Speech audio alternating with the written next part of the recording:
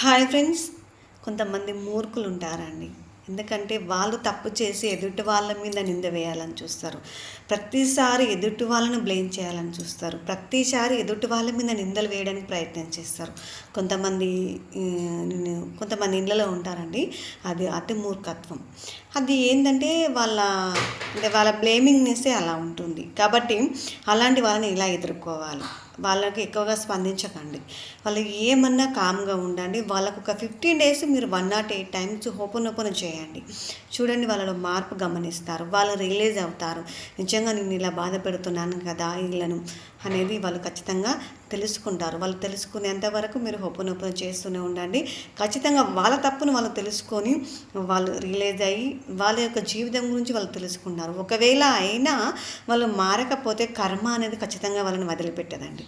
ఎందుకంటే ఎదుటి వాళ్ళ మీద నింద వేసి వాళ్ళని బ్లేమ్ చేస్తూ ఉన్న వాళ్ళకు ఖచ్చితంగా కర్మ అనేది వెంటాడి వాళ్ళని కూడా ఏదో ఒక రోజు సమాజం ముందు నిలబెడుతుంది. థ్యాంక్ యూ అండి.